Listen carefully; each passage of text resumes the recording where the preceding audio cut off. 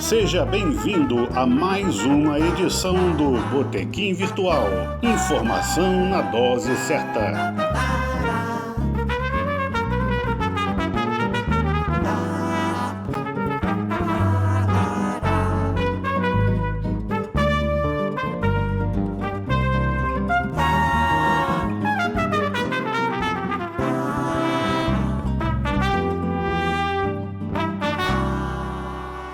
Olá, amigos e amigas do Botequim Virtual. Estamos de volta, mais uma semana, né? A gente vai ao ar para vocês às sexta-feira, às 13 horas.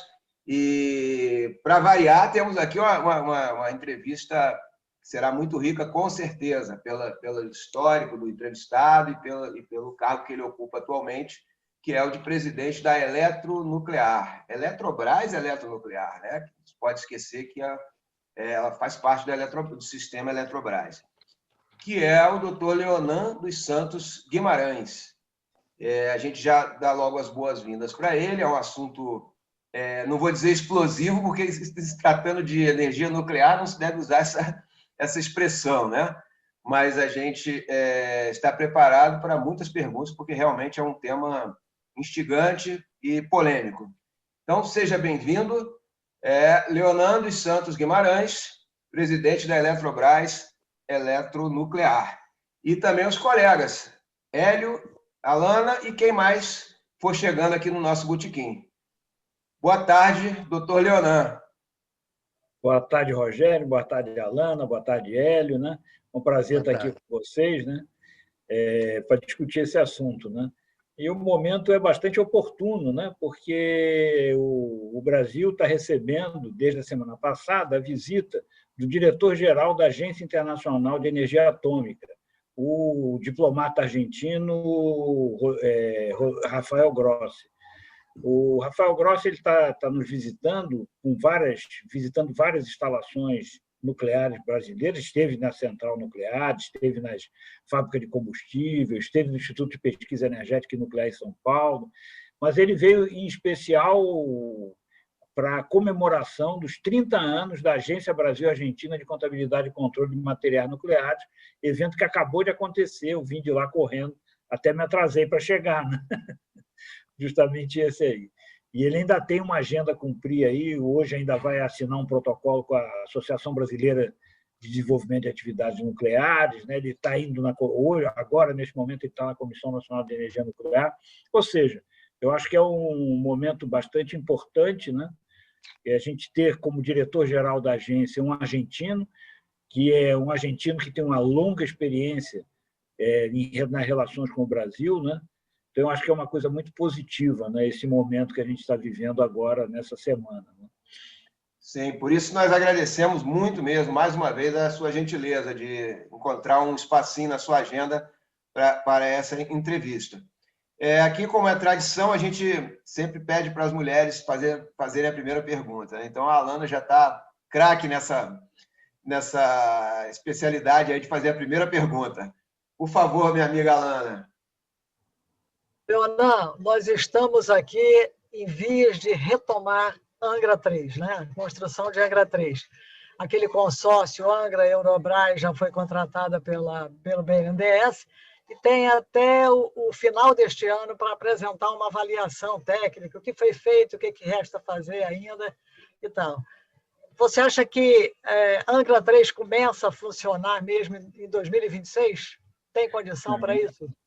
Eu acho que não foi que está em vias de retomar, não, já retomou. Né? Na realidade, você tem duas frentes de trabalho que são complementares. A frente de trabalho que você citou, do BNDES, né? Que foi agora, teve um marco recente, a contratação do consórcio, que vai fazer a diligência devida, due diligence, né?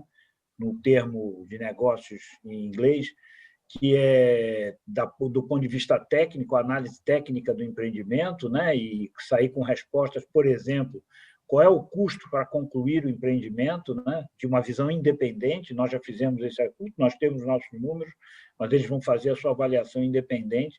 A avaliação independente de vários aspectos do que já foi construído, do que falta construir. Isso está andando. Isso se espera que o trabalho do BNDES ainda falta contratar, e deve acontecer em breve, a due diligence financeira e a due diligence jurídica, né? Que são aspectos complementares, para que o objetivo no final será, lá no final de 2022, ter contratado um parceiro EPCista, que é o termo que nós chamamos. EPCista vem da palavra, da sigla em inglês EPC, Engineering, Procurement and Construction, ou seja, projeto de engenharia, aquisição de componentes e construção.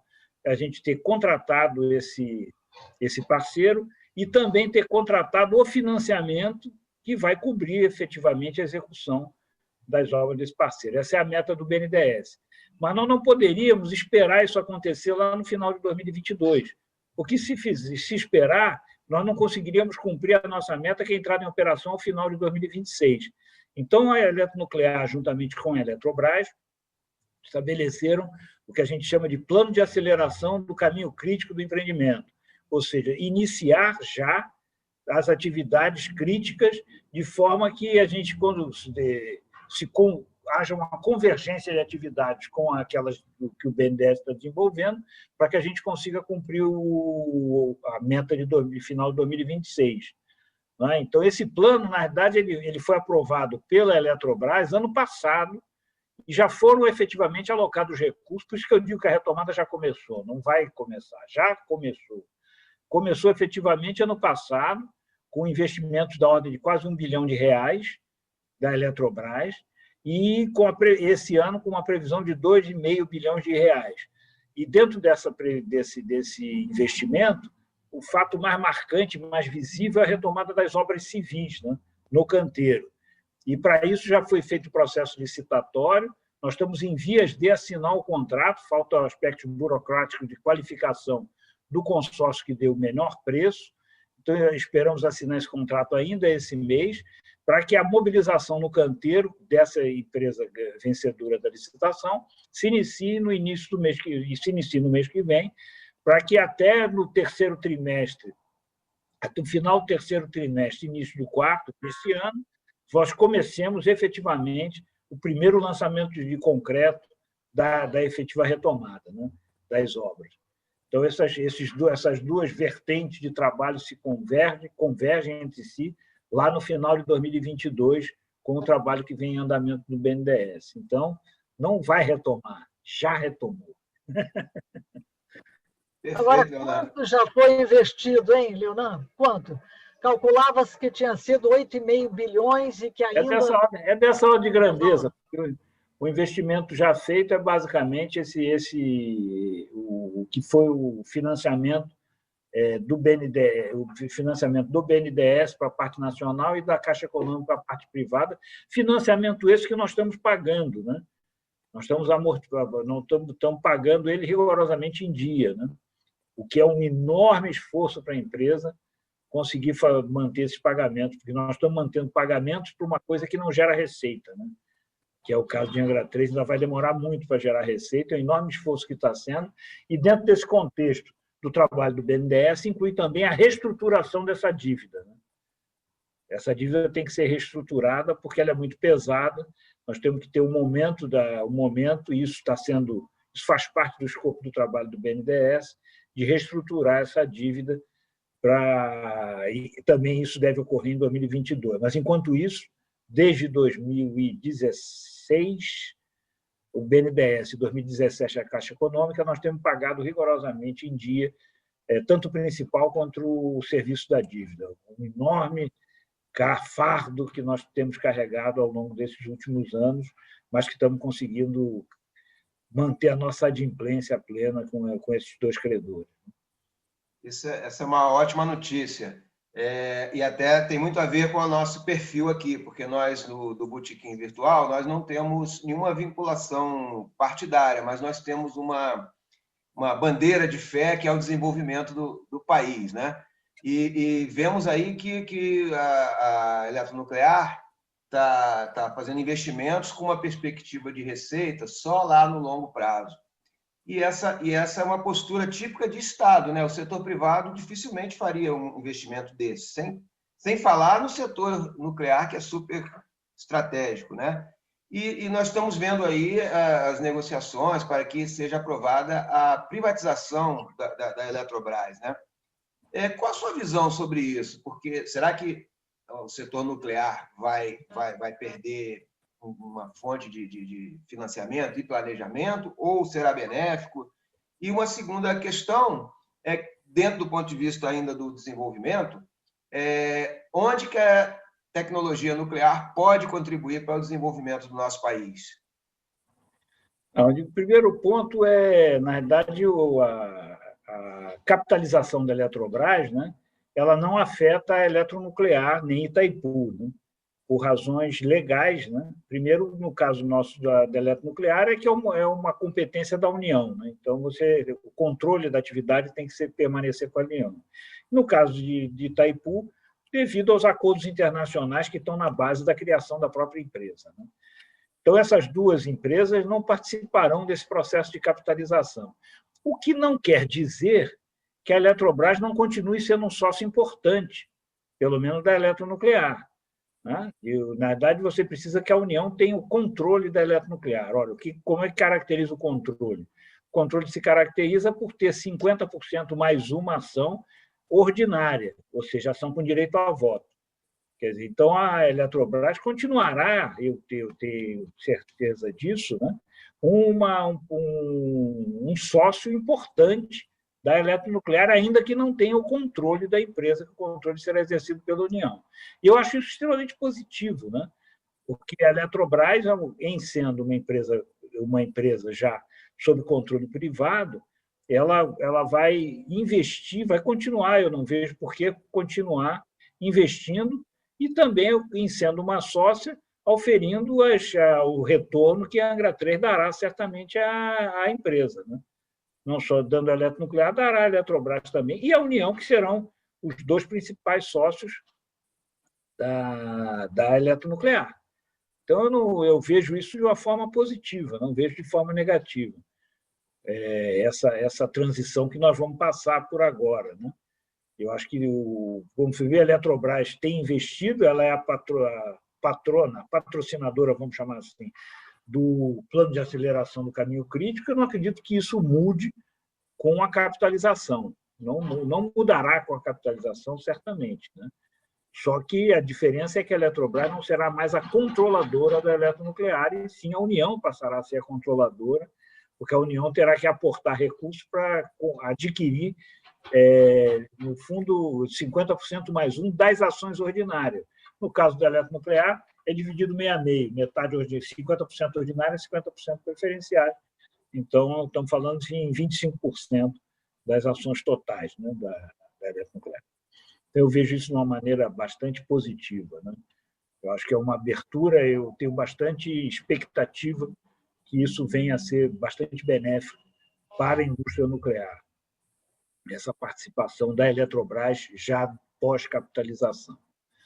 Outra pergunta que você fez, eu acho que é bastante, em que medida a energia nuclear pode contribuir, né? Eu acho que a gente viria o mundo, né? Uma tendência, parece que incontornável ou inevitável, é a busca pela descarbonização da economia, né?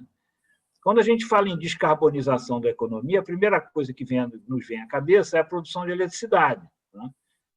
Lembrando que no mundo a produção de eletricidade é majoritariamente feita por combustíveis fósseis, né? Em especial carvão, né? Ou seja, a descarbonização é um fato inarredável, e aqui no Brasil a energia nuclear tem um papel a desempenhar nessa descarbonização, porque não há condições de um sistema de dimensões continentais e de alto grau de interligação, como é o brasileiro, você não ter uma geração de energia de base que garanta a estabilidade ao sistema. Quem, tradicionalmente, ao longo de décadas, ao longo de quase séculos, garantiu essa energia de base foi a hidroeletricidade. A hidroeletricidade garantia à medida que se tinha hidrelétricas com grandes reservatórios, né, com ciclos multianuais, né, e permitia-se fazer essa geração de base e se confiar plenamente na geração de base na hidroeletricidade. Ora, a realidade, a mudança climática, o crescimento da carga do sistema, somado às mudanças climáticas E somado ao fato de que os melhores aproveitamentos hidrelétricos foram feitos primeiro, obviamente, né? Os aproveitamentos remanescentes, o potencial disponível na Amazônia, que não são os melhores aproveitamentos na medida que a topografia não é tão favorável e a distância do centro de consumo é muito grande, isso aí faz com que a hidroeletricidade já não possa mais garantir a geração de base a longo prazo no Brasil. E a gente vive a crise hídrica de 2001 foi paradigmática e agora nós vivemos uma outra crise, né, a ser gerida, né? Ou seja, parece que a necessidade de geração elétrica limpa, ou seja, sem gerar gás de efeito de estufa, e despachável, ou seja, disponível todo o tempo todo, é fator fundamental na estabilidade do sistema. Não se pode imaginar isso, de maneira alguma, é uma diminuição da importância das energias renováveis, em especial a eólica e a solar, que tem um papel enorme a desempenhar. Só que elas têm um papel, como eu disse, um papel a desempenhar. Não se pode querer que essas fontes de energia desempenhem o papel de geração de base, porque elas não foram feitas para isso. Não tem essa característica. Elas têm que operar em conjunto com fonte de energia de base sem geração, descarbonizada, sem geração de gás de efeito de estufa. Ora, só existem duas disponíveis de grande capacidade, despacháveis, descarbonizadas. O nuclear e as grandes hidrelétricas, com grandes reservatórios. Grandes hidrelétricas com grandes reservatórios, aqui no Brasil, a expansão desse tipo de unidade é bastante limitada, tendo em vista aí os problemas, as dificuldades, por exemplo, que se teve com Belo Monte e com as usinas no Madeira. Então, realmente não se pode mais contar somente com as hidrelétricas para fazer esse papel de geração de base, se precisa de um reforço crescente e, se quer manter a descarbonização, o nuclear é quem tem como desempenhar esse papel. Então, esse é um ponto, o papel da energia nuclear no Brasil, ela é ligeiramente diferente do papel da energia nuclear, por exemplo, na China. Porque qual é o problema da China? Por que a China dá uma ênfase tão grande à energia nuclear hoje? Porque a maior parte da geração elétrica da China é a base de carvão. Então, a geração nuclear entra para substituir o carvão, tá? Que também é uma energia de base, o carvão. Então, ela entra para substituir o carvão. O mesmo ocorre na Índia, por exemplo, também. Aqui no Brasil, a energia nuclear não entra para substituir o carvão. Não é essa a sua função, porque a geração a combustível fóssil no Brasil é limitada. Ela entra, assim, para substituir o potencial hidrelétrico que vem se exaurindo ao longo do tempo. Então, é uma função um pouco diferente desses outros países que são paradigmáticos e comparáveis ao Brasil, que são países continentais, com uma enorme carga e sistemas interligados, que é a China e a Índia. Então, ela tem esse papel, ele já existe hoje. O fato, só para ter uma ordem de grandeza, o fato de, por coincidência, uma infeliz coincidência, a parada para manutenção e troca de combustível de Angra 2 está ocorrendo agora, ela deve voltar para o sistema agora no dia 21, o dia de atraso de entrada, por alguma razão, de retorno de Angra ao sistema, segundo a avaliação do operador nacional do sistema, custa ao consumidor final, o custo do sistema como um todo aumenta em 48 milhões de reais por dia. Só para ter uma ideia do papel importante, porque para substituir a energia de Angra 2, só tem disponível energia térmica, não é a energia eólica que vai substituir, nem a energia solar, porque essas já estão sendo utilizadas. Serão energias térmicas de preço para lá de R$1.000 por megawatt-hora. Só para efeito de comparação, a energia de Angra 2 é comercializada a R$250 o megawatt-hora. Então, esse papel já existe e tende a aumentar ao longo do tempo, é o que tudo indica, em especial quando se considera a mudança climática e as limitações da operação dos reservatórios. Por outro lado, a energia nuclear tem um amplo campo a ser desenvolvido, que nunca foi desenvolvido industrialmente. A única aplicação industrial desenvolvida em larga escala da energia nuclear é a geração de eletricidade.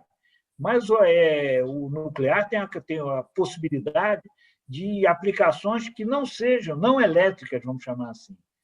E das importantes aplicações não elétricas se encontram, por exemplo, geração de calor industrial. Qualquer indústria que precise de calor, o calor pode ter origem nuclear e não via combustível fóssil. Aplicação na produção de hidrogênio, que pode ser utilizado no transporte, tá? No transporte através de veículos elétricos a célula de combustível. Utilização na dessalinização de águas salobras ou salgadas, que é um problema particularmente agudo em algumas regiões do mundo. Nem tanto aqui no Brasil, mas em outros locais é bastante ressaltado esse papel. E esses itens, em especial calor industrial e transporte, são grandes fatores de carbonização da economia e de grande dificuldade para descarbonizar. A grande medida na área de transportes, a única grande ação tomada no mundo para descarbonizar é a do Brasil com o programa do álcool, no caso do transporte. E por isso é que o Brasil tem uma matriz tão limpa, energética tão limpa, porque ela consome muito álcool e consome muita hidroeletricidade. Então, acho que existe ainda um campo a ser explorado pela energia nuclear, que é fornecimento de calor industrial e essa produção de hidrogênio, em especial, e de salinização, 3 campos ainda não desenvolvidos industrialmente, apesar de terem várias experiências de pequeno porte, no mundo todo se localizam, se identificam experiências desse tipo, mas não em grande escala. Então, eu vejo que existe um potencial muito grande para a energia nuclear. A transição energética é uma transição para nucleares renováveis, isso é que é a transição. E isso, cada vez mais, começa a ficar claro, até para quem o painel IPCC, o painel intergovernamental de mudança climática, né? E vários defensores da energia renovável vão começando a perceber que o nuclear e a renovável não são rivais nem adversários, pelo contrário, são complementos necessários à busca pela descarbonização. Perfeito. Só mais uma, antes de passar para o Hélio, a próxima pergunta, só um esclarecimento. Na questão da segurança, houve um progresso enorme, né, na segurança das usinas nucleares, né? Sim, como a indústria nuclear era uma indústria que tem um histórico bastante único, né? Ela se desenvolveu muito rápido, cresceu rápido, talvez podemos dizer, rápido demais, né? Na década de 60, 70, né? Ela cresceu muito rápido e, de certa forma, ela pagou alguns pecados juvenis, vamos chamar assim, né? Desse crescimento acelerado, que foi, em alguns casos, fragilidades de segurança que foram identificadas, são visíveis, muito visíveis ao público, através de acidentes como Three Mile Island, Chernobyl e Fukushima, né? Mas se a gente fizer uma conta de experiência operacional, medida em reatores ano, quer dizer, um reator operando um ano é um reator ano. Um reator operando 2 anos são 2 reatores ano, né? Só para ter uma ordem de grandeza, hoje já se acumulam mais de 15 mil reatores ano de experiência operacional no mundo.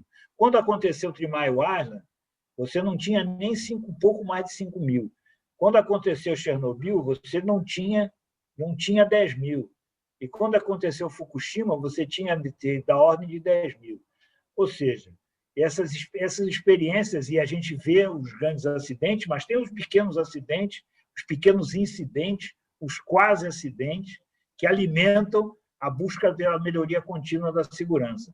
Então, mesmo com esses acidentes que são muito mediatizados e têm um impacto social muito forte, qualquer análise que se faça racional de segurança, em termos de quantos óbitos causou por quilowatt-hora gerado, a energia nuclear fica bem na frente de qualquer outra forma de energia que você possa considerar. Isso não sou eu que estou dizendo, é o Instituto Paul Scherrer, na Suíça, que mantém essa base de dados permanentemente atualizada, ou seja, do risco das diferentes fontes de geração, e a nuclear sai muito bem nisso aí. Agora, o nuclear é um problema grande de marketing, né? Vamos chamar assim, né? É o caso único de marketing negativo, de pecado capital. Foi apresentado à humanidade através de 2 holocaustos de Hiroshima e Nagasaki, e essas imagens elas não descolam da energia nuclear, né? Não descolam, é muito difícil descolar, e inspira o medo. A imagem do medo é muito marcante. E isso ainda fica mais forte quando você pensa que o movimento ambientalista mundial, os partidos verdes, e aí eu dou o paradigma do Partido Verde Alemão, que é o partido de maior peso político, né? Ele é um sucessor do movimento pacifista, o movimento contra as armas nucleares. Então, houve, ao longo do tempo, uma certa simbiose entre a arma nuclear e a usina nuclear. Tanto você mesmo fala energia nuclear, fala que explode. Usina nuclear não explode. Quem explode é a arma nuclear. Ou seja, essa simbiose que ocorreu aí na década de 60, 70, que é a gênese do movimento ambientalista, nasce dessa simbiose, né? Então, isso torna ainda mais difícil você conseguir fazer passar uma mensagem positiva para a sociedade. Mas esse é um esforço contínuo e a realidade, em certos momentos, ela se impõe. E quando a gente chega na descarbonização, na efetiva políticas concretas e objetivas em qualquer país do mundo de descarbonização, não dá para desprezar ou esquecer ou excluir a energia nuclear. Não dá como fazer suicídio tecnológico como fez a Alemanha, que gerações de alemães investiram muitos recursos no desenvolvimento da tecnologia nuclear e, por uma razão política, eles fizeram o harakiri tecnológico. Não quero mais saber disso, sem nenhum fundamento técnico, né? Um fundamento político. Mas é bastante explicável, porque o Partido Verde, na Alemanha, ele representa aí para lá de 1/4 do eleitorado, uma força política muito grande, né? E isso é um pouco dogmático nos partidos verdes europeus, essa postura antinuclear, porque eles nasceram do movimento pacifista contra as armas nucleares e foram objeto dessa simbiose que a gente acabou de falar. Perfeito. E aqui, felizmente, nós somos signatários de acordos, né, de não proliferação de armas nucleares e somos um país que sempre teve a diplomacia com os braços abertos para a paz, né? Mas, Hélio, estamos sentindo falta É o único país que escreveu na sua Constituição a obrigatoriedade dos usos pacíficos da energia nuclear. Não existe outro país que tenha feito isso, só o Brasil. Perfeito. Hélio, meu amigo. Rogério, como é que está o tempo? Tempo? Nós temos 5 minutos até o nosso primeiro intervalo. Primeiro e único intervalo. Eu pergunto isso, Leonan, porque minhas perguntas são sempre um pouco longas, mas eu vou tentar reduzir. Leonan, é o seguinte, eu sou aposentado do BNDES, fico satisfeito, o BNDES está participando do financiamento dessa fase da usina. Agora, eu sou aposentado, então eu vivi um outro momento do Brasil grande, né? E do Brasil do milagre econômico. E, naquela época, se valorizava muito a Eletrobras, o que ela ainda podia fazer em termos de utilização da hidroeletricidade, né? Fiquei chateado quando você entra, assim, por exemplo, você citou as usinas do Nordeste, da Amazônia, que, desculpe a ignorância, tudo que eu falar aqui é meio na base do achismo, né? Seguinte, lá a gente sabe que é pingo d'água, né? A pingo d'água. O que significa isso? Sem reservatório. Belo Monte parece que tem, né? Mas as outras não, né? Madeira, é tudo pingo d'água. E aí eu sempre achei o seguinte, olha, o Brasil ainda tem muito potencial. O maior problema da Eletrobras que eu acompanhei era o término das torres de eletricidade que ligaria todos os dois complexos que a gente tinha. A gente tinha Itaipu e tinha a Eletrosul, né? A Eletronorte, não é isso? Que garantia toda essa energia. Então, eu meio que fico chateado da gente hoje não ter completado o ciclo ainda da energia elétrica. Mas isso eu pergunto para você, que é um especialista. Nós ainda tínhamos mesmo possibilidade ou ou já era reduzido e era necessária energia nuclear para complementar? Olha só, o Brasil, assim como o Canadá, né, são exemplos muito marcantes do emprego da hidroeletricidade, da política de priorização da hidroeletricidade. Tanto é que as primeiras hidrelétricas brasileiras têm origem canadense, que é a Light, né? Que fez a usina de Ribeirão das Lajes aqui no Rio e a usina de Henry Borda em São Paulo. Essas duas usinas, se a gente for ver historicamente, o fato de elas serem pioneiras, né, usinas de grande porte para a época, né, elas estão no fundamento do fato de ser os 2 polos de industrialização do país, né? Perfeito. Implantadas que foram no início do século XX. Né? A hidroeletricidade no Canadá, né, ela ocupou, na década de 60, ela gerava cerca de 90%, mais de 90% da eletricidade canadense vinha das hidrelétricas. Ao longo do tempo, isso foi decaindo, né, e hoje a hidroeletricidade no Canadá responde por cerca de 60% a 65% da energia gerada. Ou seja, lá no Canadá, o que a gente chama de que ocorreu uma transição hidrotérmica. Ou seja, você era 100% hídrico, chegou num ponto de equilíbrio, de combinação, porque não dá para manter 100% hídrico durante muito tempo, porque a hidroeletricidade é um dom da natureza, né? A natureza que vai permitir dar condições de aproveitamento, condições boas ou não de aproveitamento.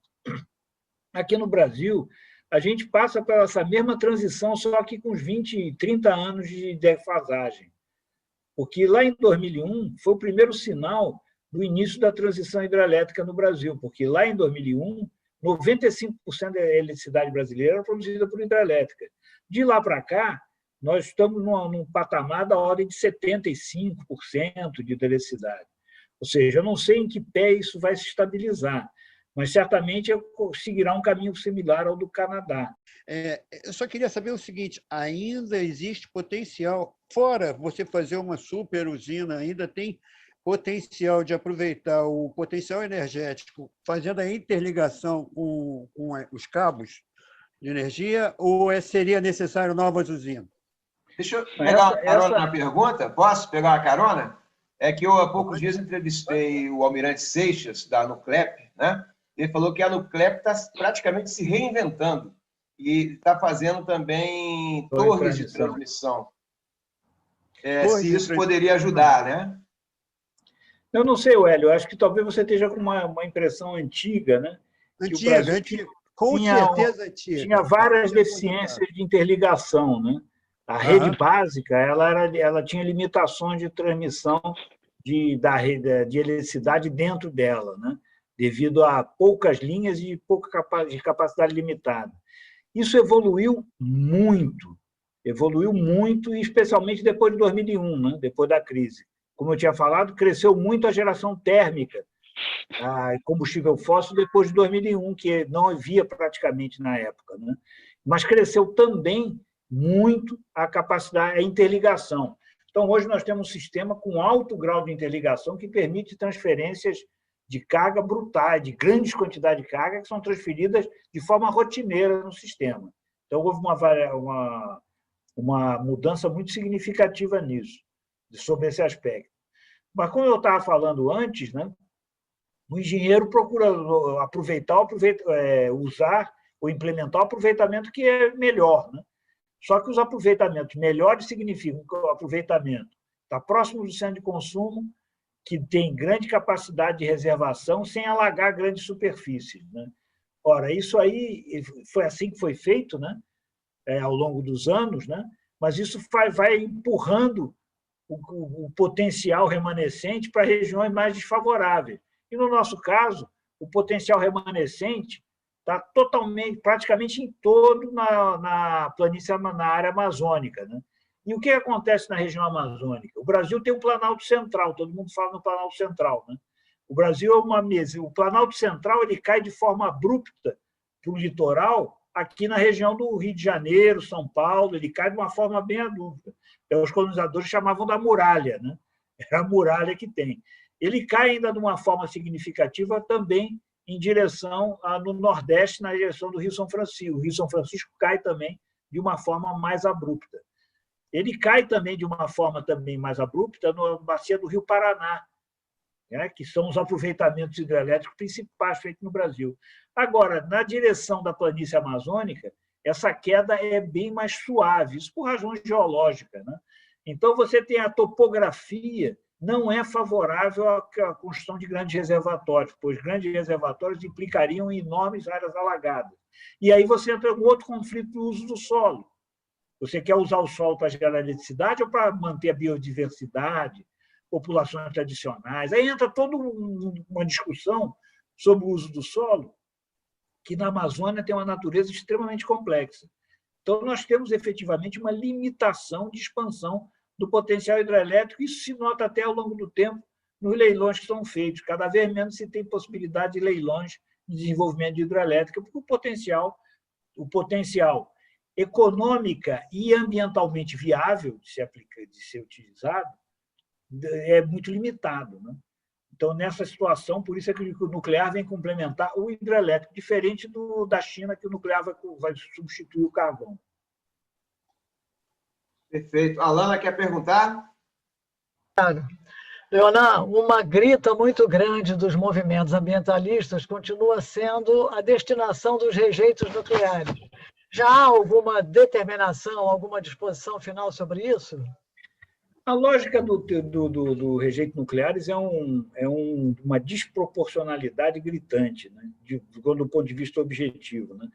Eu acho que, como eu tinha falado antes, o movimento ambientalista ele nasceu contra as armas nucleares, que fez uma simbiose entre a arma nuclear e a usina nuclear. Então, ele se tornou um inimigo mortal da energia nuclear e está buscando sempre encontrar calcanhares de Aquiles existentes ou imaginários em várias circunstâncias. Por exemplo, o rejeito nuclear, todo mundo fala que é perigosíssimo, que é um problema enorme.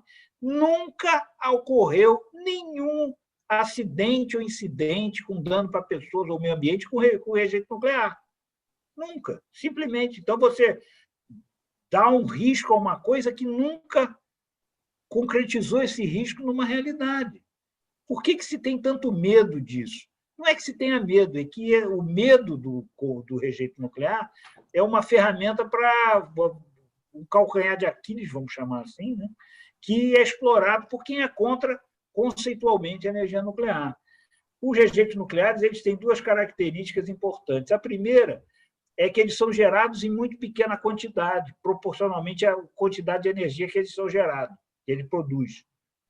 É por isso que a energia nuclear vale a pena, porque ela é a energia mais concentrada que o homem consegue gerir pela engenharia e utilizar pela engenharia. É a energia nuclear. Então, como ela é muito concentrada, obviamente o rejeito que ela gera é muito pouco.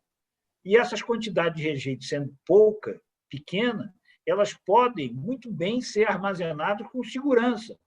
E ao longo de longos períodos, como isso já é feito. Volto a dizer, nunca ocorreu um acidente com rejeito nuclear no mundo. E olha que existem inúmeras instalações de gerenciamento de rejeito nuclear em todo o mundo. E nunca aconteceu um acidente nessas instalações. Então, quando você usa isso um pouco uma alavanca para uma barra que você bota na roda da carroça do nuclear. Esse tema, mas, na realidade, ele, de per si, não é um grande problema, não é um problema ingerenciável, não é uma ameaça à sociedade, né? Aí se entra em conjecturas das mais um pouco irracionais, né? Quando se diz que a meia-vida, milhões de anos, que a sociedade do futuro, o legado que vai se passar para as gerações futuras.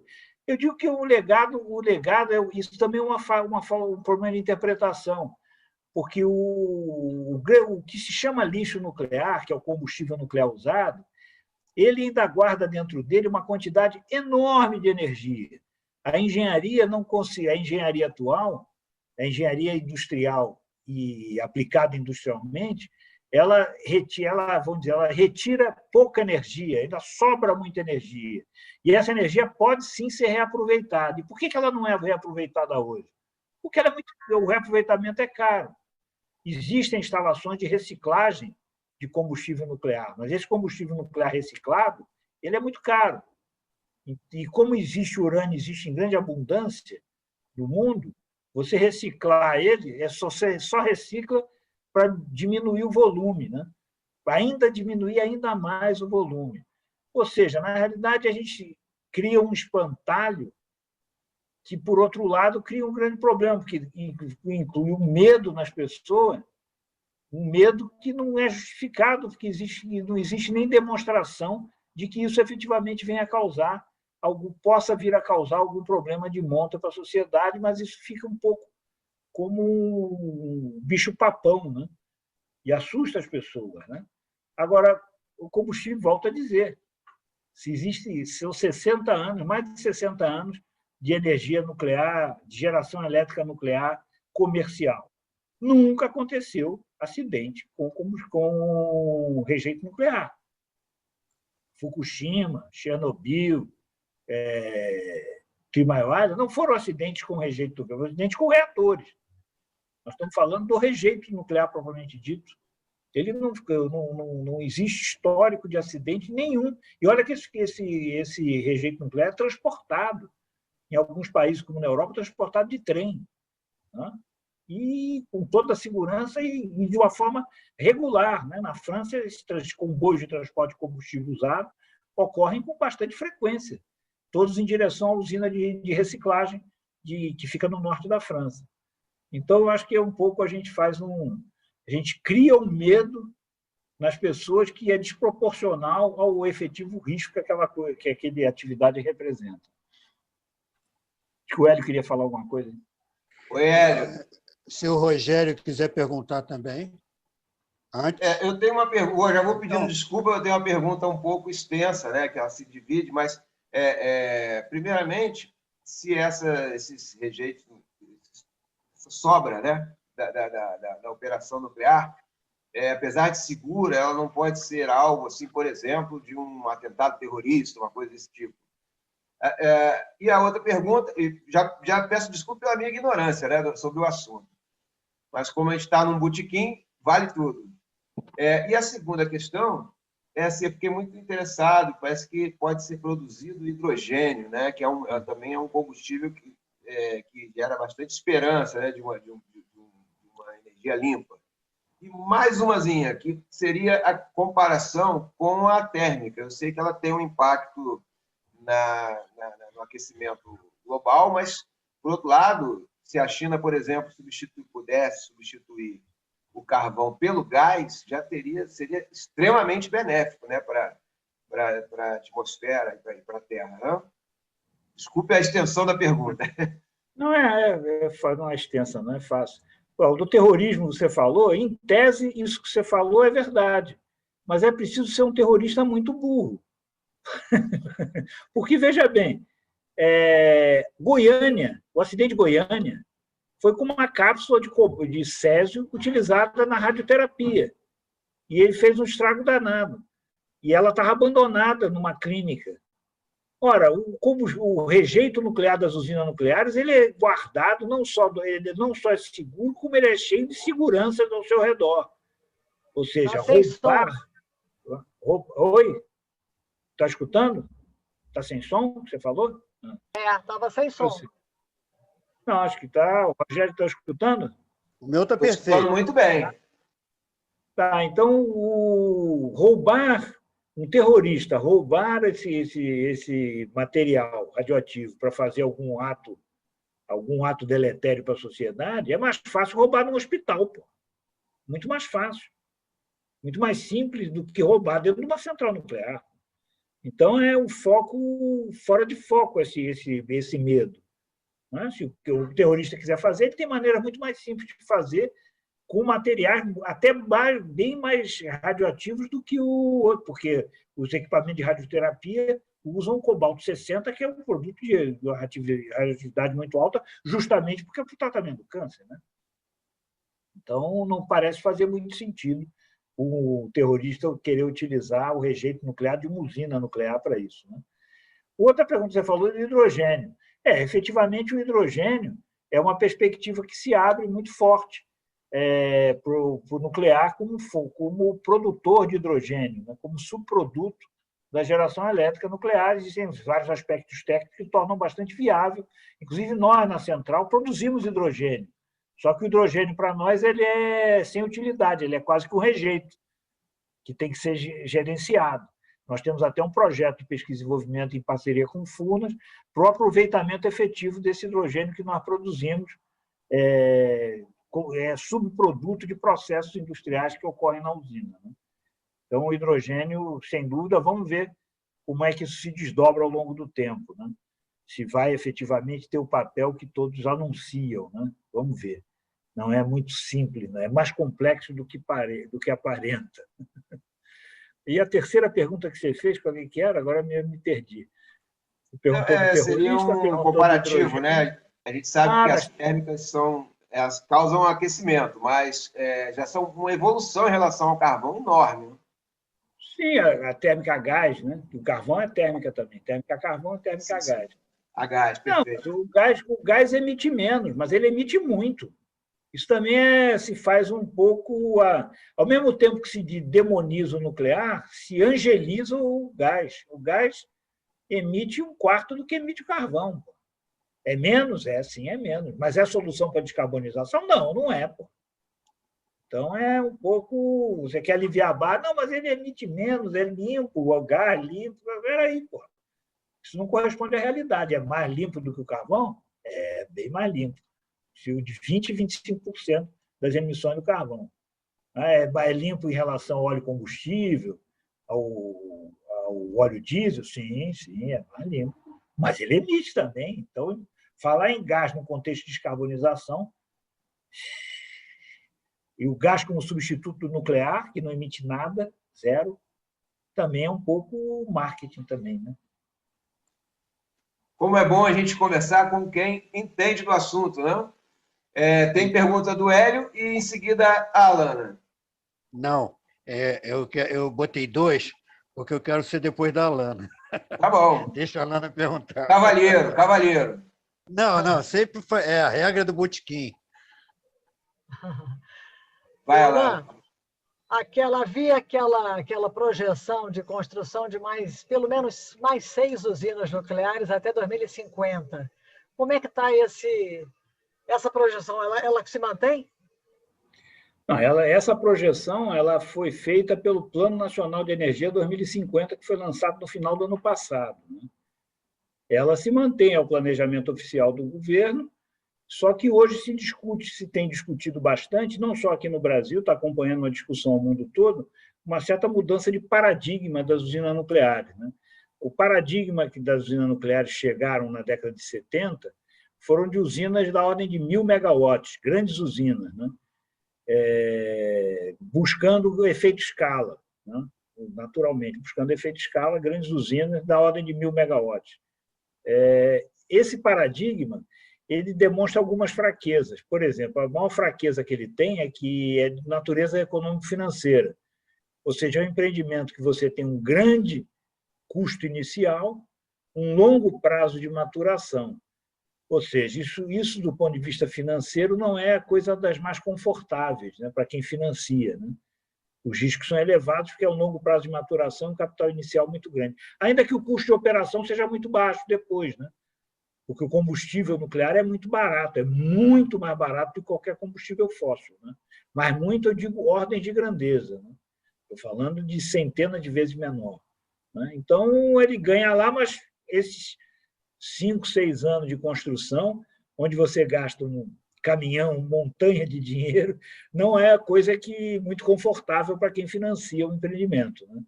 Então, hoje se discute muito uma mudança de paradigma em querer ter o ganho de escala, não no aumento da potência unitária, mas fazer o ganho de escala na construção de unidades de pequena potência, mas fabricadas em série, padronizadas, e a maior parte delas quase toda feita em fábrica e não feita no local. Né? É o chamado SMR, Small Modular Reactor, pequenos reatores modulares. Esse é um ponto, nós estamos talvez num ponto de virada, de mudança de paradigma, né? Que pode vir a ocorrer ou não, tá? Eu não sei.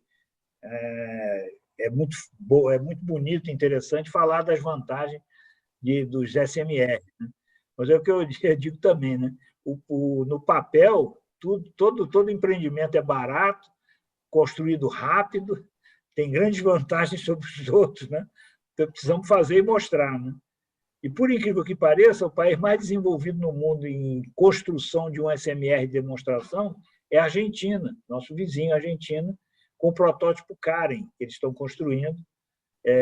Obviamente, passaram pelos problemas da pandemia, os problemas econômicos na Argentina, mas eles estão bastante... É o país mais avançado nisso aí.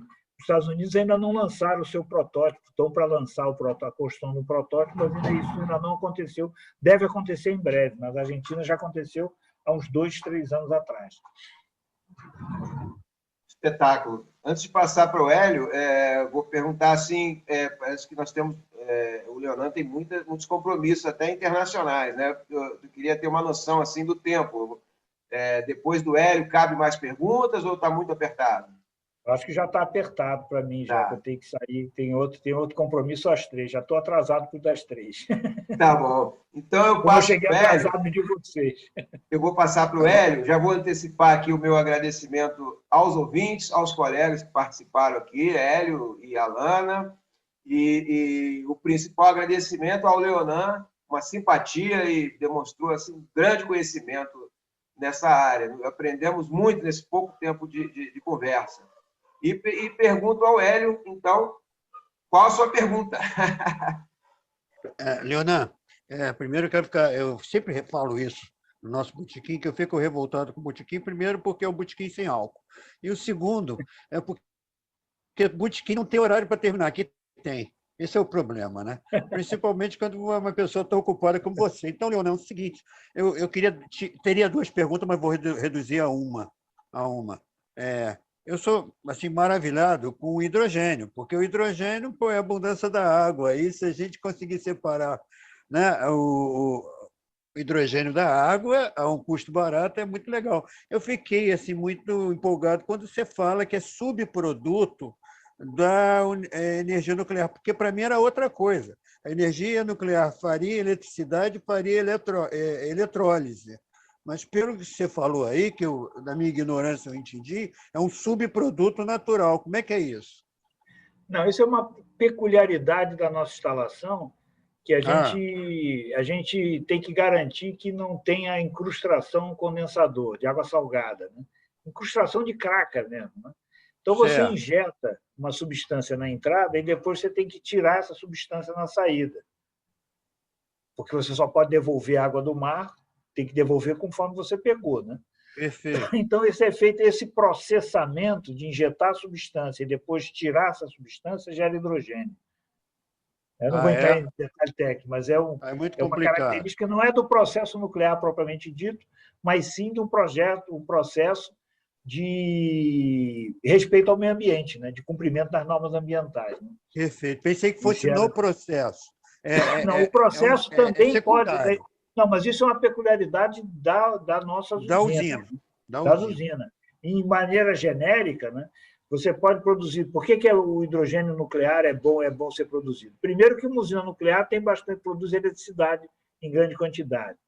E segundo, você produz vapor também em grande quantidade. E você fazer hidrólise da água é muito mais econômico fazer hidrólise do vapor d'água do que não a hidrólise da água. O vapor d'água é muito mais eficiente fazer a hidrólise da água. Então, existem alguns tipos de reatores diferentes dos reatores nossos, que são reatores água pressurizada, em desenvolvimento hoje. Já existiram protótipos no passado, mas hoje não existe nenhum em operação comercial. São os reatores de muito alta temperatura, que eles podem gerar vapor para lá de 800 graus. O nosso vapor é 300 e poucos graus. Né? Então, esse aí são os melhores para gerar hidrogênio.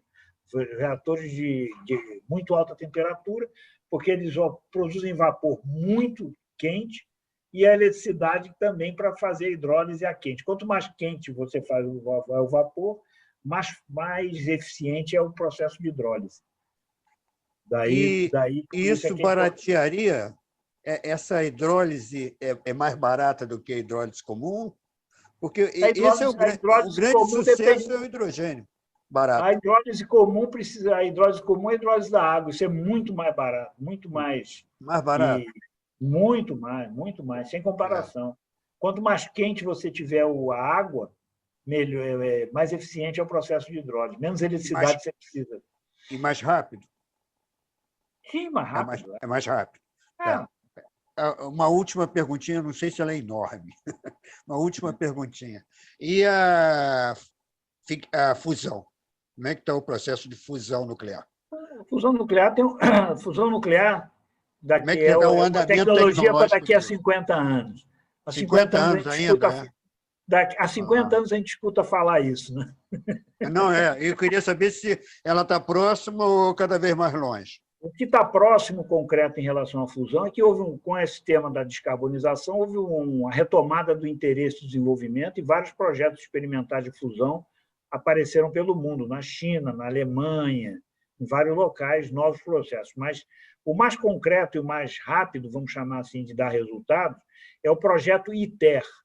ITER é International Thermonuclear Reactor, Thermoelectric Reactor. É o primeiro protótipo de 500 megawatts do que seria uma unidade comercial de geração de eletricidade através da fusão nuclear. Isso é um projeto multinacional, tem mais de 10 países envolvidos, e está sendo construído em Cadarache, no sul da França. A expectativa de entrada de operação dele é daqui a 3 ou 4 anos. Né? Pô, rápido. O que vai ser? Não, aí já vem sendo construído há muitos anos. Não é rápido. Certo. É muito antigo o projeto. E deve ser a nível de protótipo, né?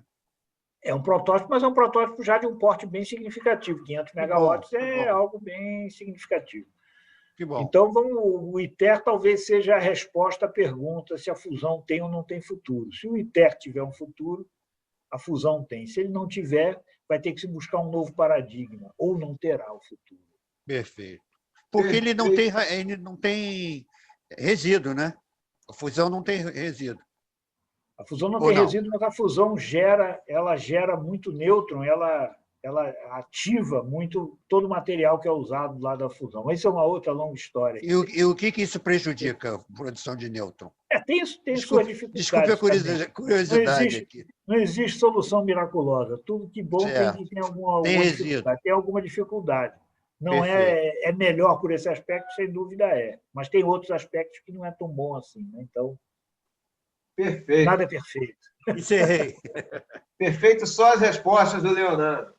Vamos, então, despedir do nosso querido convidado aqui, uma simpatia. Ele é doutor em Engenharia Naval e Oceânica pela USP. Ele é mestre em Engenharia Nuclear pela Universidade de Paris e integra o Comitê de Desenvolvimento do Programa Nuclear Brasileiro no Ministério das Minas e Energia, né?